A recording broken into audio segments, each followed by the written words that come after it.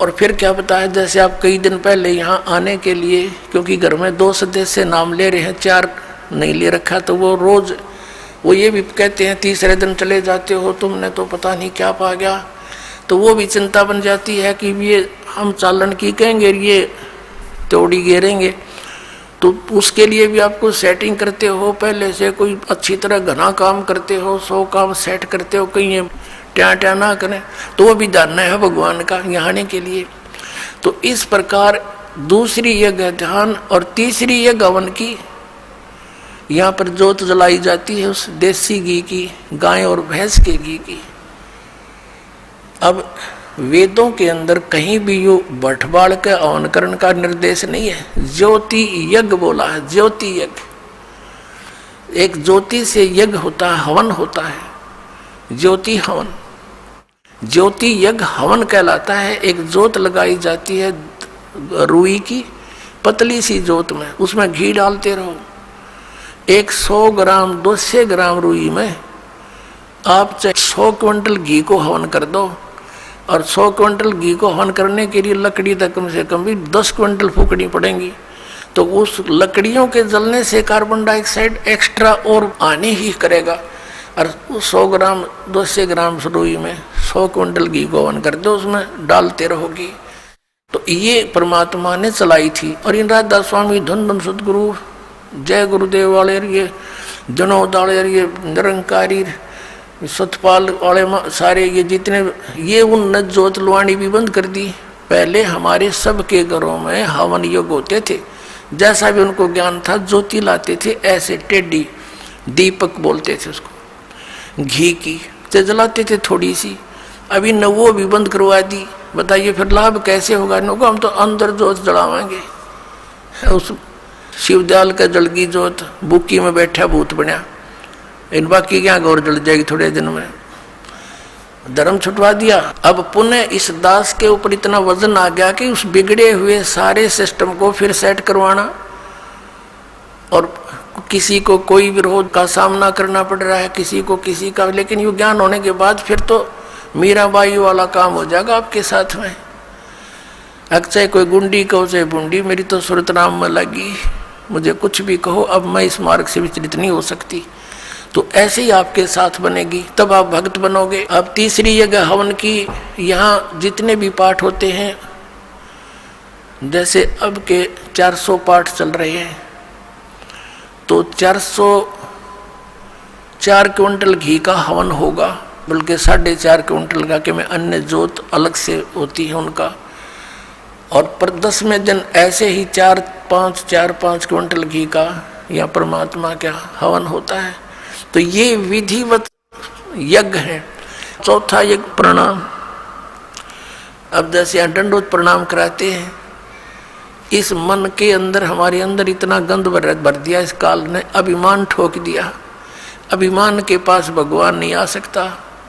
परमात्मा का और अभिमान का बिल्कुल न सोच ले, नॉर्थ और साउथ पोल समझ लो इनको, ये आपस में कभी नहीं मिल सकते। तो इसको हमने अहंकार को खत्म करना पड़ेगा।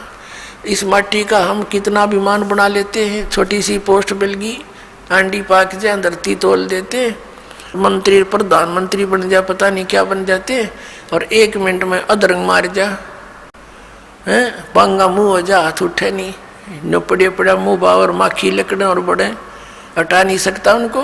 तो इस मिट्टी का अभिमान, ये काल का इंजेक्शन है, ये बेमतलब का, इसको भी हमने सेट करना है। इस मिट्टी को मिट्टी जानकर, इस मिट्टी से भगवान पाने के लिए, इसे सोना उगाने के लिए वो क्रियाएं आपने सारी करनी पड़ेंगी जो दास बतावेगा। क्योंकि दास डॉक्टर है, आप रोगी हो जन्म मरण के रोग के, और दास की प्रत्येक आपने परहेज यानी वो भी रखना पड़ेगा, पथ्य भी, और फिर देखना कैसा रंग लगता है।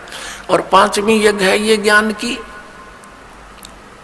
अब ये ज्ञान सुनाया जाता जो आज तक सुना ना देखा, ये सत्यनारायण कथा सुनाई जाती है, उस अविनाशी परमात्मा की कथा। पहले हम श्री विष्णु जी को नारायण मानकर कथा सुना करते थे, ये तो नासवान है, ये सत्यनारायण कहाँ से हो गया?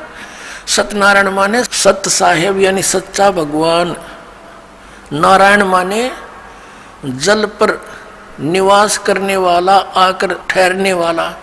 जैसे प्रत्येक युग में परमात्मा शिशु रूप धारण करके वन के अंदर यानी बाहर जंगल में एक तालाब के ऊपर कमल के फूल पर विराजमान होता है, जल के ऊपर, जिस कारण से उस परमात्मा कबीर जी को नारायण कहा जाता है।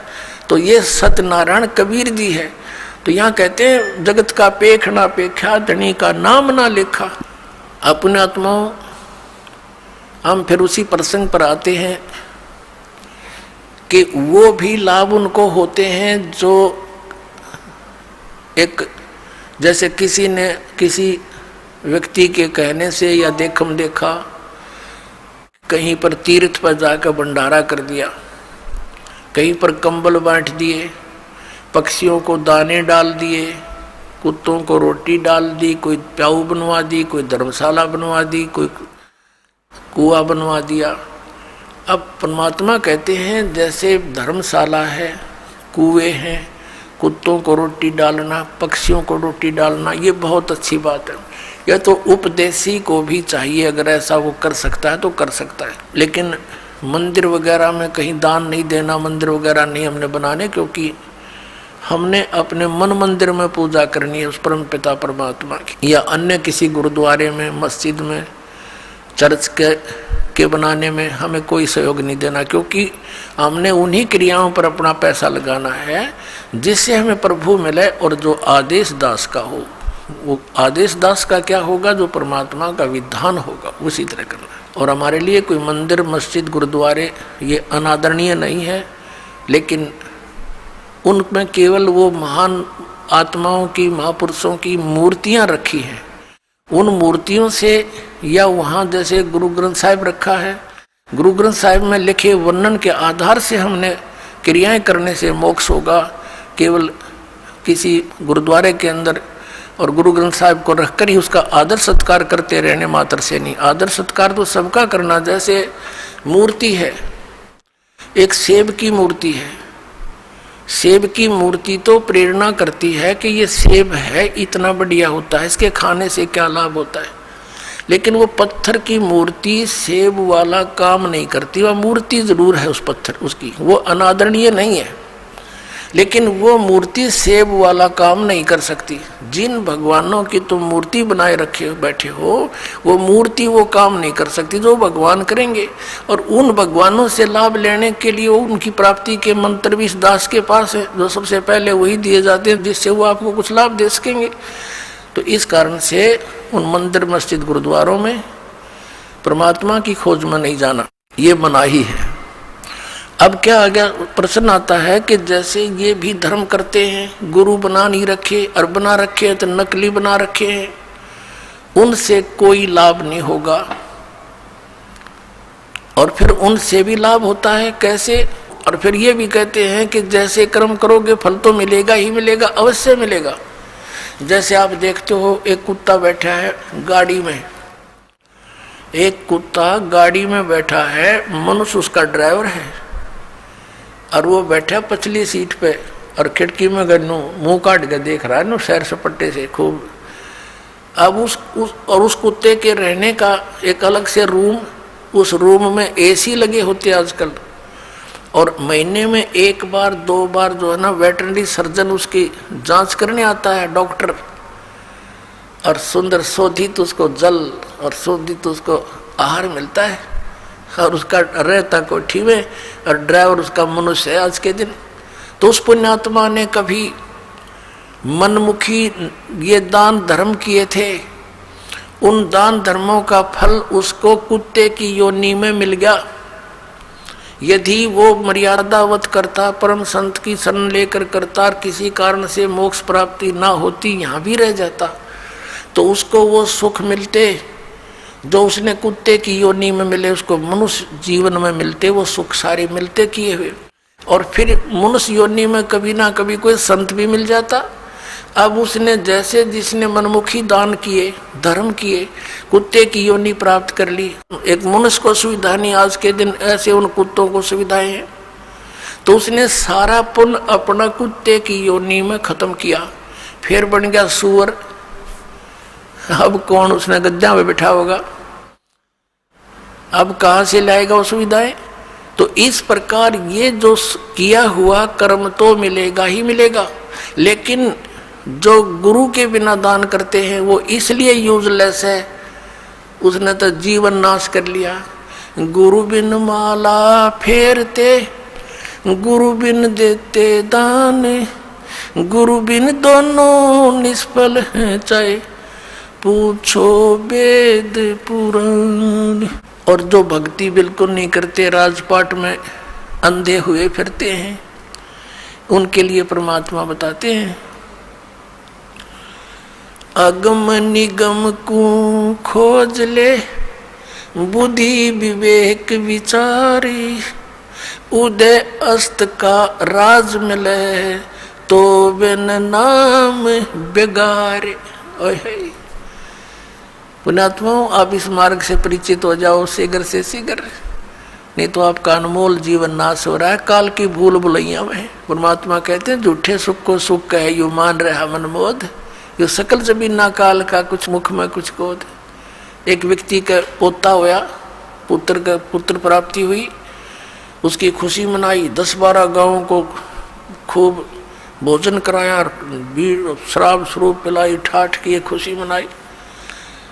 और अगले वर्ष जन्मदिन मनाने से पहले ही मर गया पोत्र।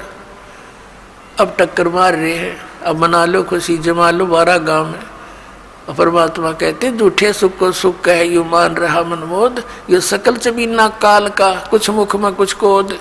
इस काल भगवान को, सरपुरुष को श्राप लगा हुआ है 1 लाख मानव शरीरधारी प्राणियों का नित आहार करने का।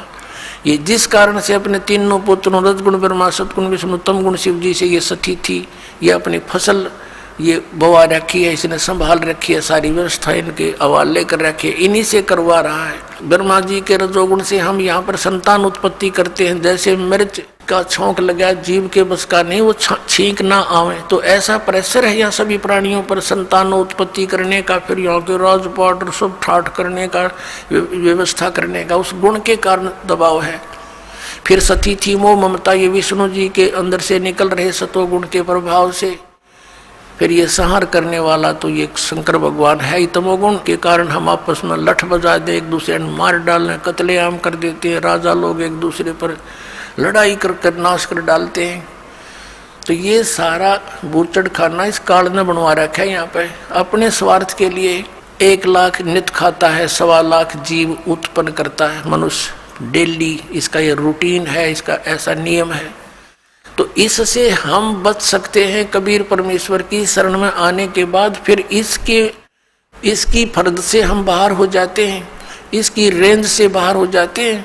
फिर ये उन भक्तों के निकट नहीं आ सकता जो कबीर परमेश्वर की शरण में इस दास के माध्यम से आ जाते हैं और मर्यादा में रहते हैं।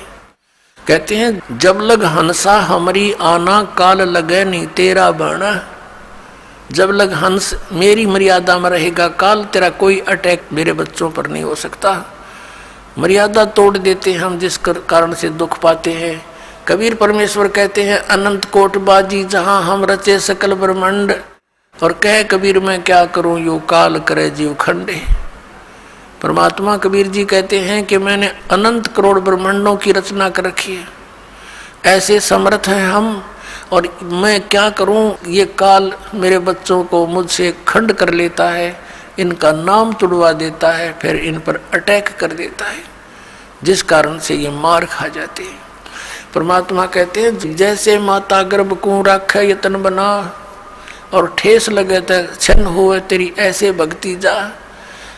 इस नाम को लेने के बाद ये समझ लेना, आपकी आत्मा में भक्ति स्टार्ट होगी, अब बीज पड़ गया।